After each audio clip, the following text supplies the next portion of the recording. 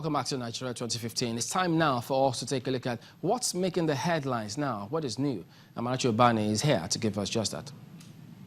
Thanks, Chamberlain. In its politics all the way, the People's Democratic Party's presidential campaign hit Kano State earlier today, making an impression on a large crowd of supporters. Addressing the crowd, the national chairman of the PDP, Alhaji Adamu Muazu, said the party not only controls Kano, but is guaranteed a large percentage of votes from the state. In the same vein, President Goodluck Jonathan told the gathering that he will ensure peace in the north and priority will be given to job creation. The president also promised to boost agriculture in the state. Meanwhile, the All Progressives Congress's presidential candidate, General Muhammadu Buhari, has dismissed insinuations that he has no primary and secondary school leaving certificate qualifications. Addressing the media today in Kano, General Buhari said he attended the Provincial College, Kaduna, and mentioned the late General Shehu Musa Yar'Adua and former president of the Appeal Court, Umar Abdullahi, as his classmates. When asked to tender the certificates, the general told journalists that the schools will publish them in national newspapers in due course. Also, the Inspector General of Police, Sulaiman Abba, has warned the police against misconduct during and after the general elections. He gave the warning at the launch of a code of conduct for police officers during the election.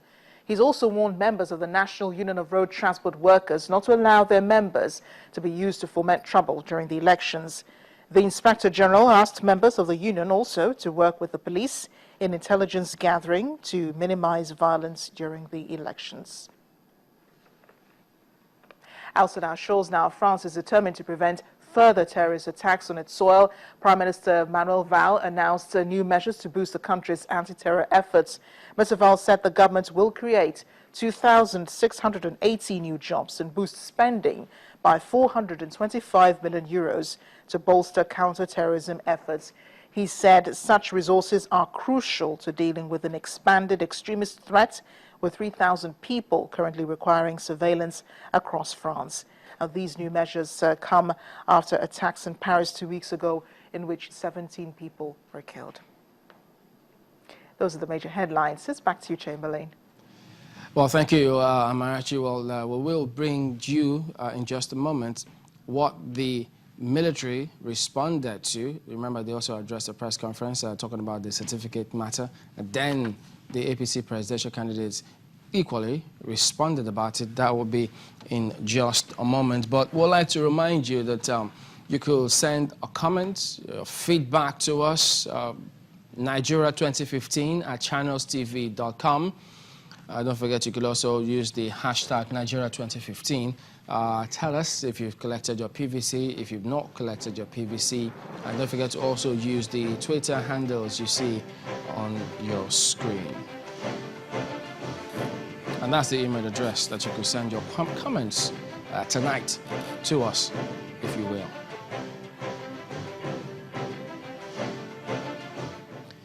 Well, remember that the Army spokesperson spoke about the certificates in question.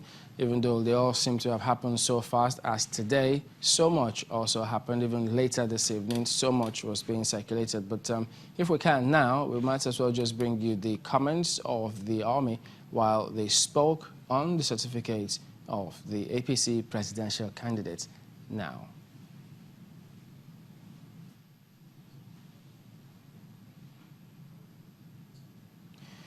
Okay, well, that is not ready, but I'm joined now by Mr. Kenneth Odedika, who is the legal practitioner. Thank you for coming on this evening. Well, taking a look at this matter, how much of an issue is this? Thank you very much, Emmeline. It's actually a grave matter. It's grave in the sense that the law prescribes a minimum qualification for somebody aspiring to be president of Nigeria. Now, that's the Constitution.